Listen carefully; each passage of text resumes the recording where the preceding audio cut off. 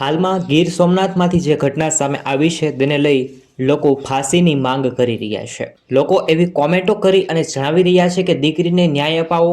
જો આ વ્યક્તિને સજા નહીં થાય તો આપણા ગુજરાતમાં આવા કિસ્સાઓ રોજ રોજ બનશે। એટલે ન્યાયતંત્રને વિનંતી કરું છું કે આ નરાધમને ખુલ્લામાં ફાંસી આપવામાં આવે।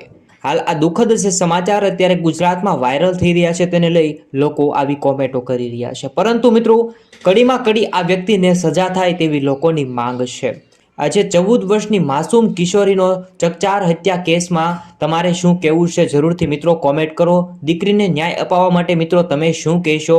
લોકો એવી માંગણી પણ કરી રહ્યા છે કે આ વ્યક્તિને કડીમાં કડી સજા થાય તેવી લોકોની માંગ છે। મિત્રો તમે શું કહેશો જરૂરથી કોમેન્ટ કરો, કારણ કે 14 વર્ષીય માસૂમ કિશોરીનો જીવ લેવામાં આવ્યો છે। ગુજરાતમાંથી મિત્રો ખૂબ જ બોલતા પણ દુઃખ થાય છે એવો ચકચાર બનાવ સામે આવ્યો છે। ભગવાન આ દીકરીની આત્માને શાંતિ આપશે। ગીર સોમનાથની અંદર મોટી સંખ્યામાં લોકો ભેગા થઈ અને હાલ 5 મિનિટનું મૌન ધારણ કરી અને ઓમ શાંતિ પણ પાઠવવામાં આવી હતી।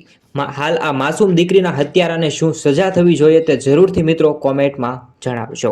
અને જેમ બને તેમ મિત્રો આ વિડીયોને જરૂરથી તમારા દરેક મિત્ર પરિવાર સુધી શેર કરજો, જેથી આ ધૈર્ય દીકરીને ન્યાય મળવો વધુ સરળ બને।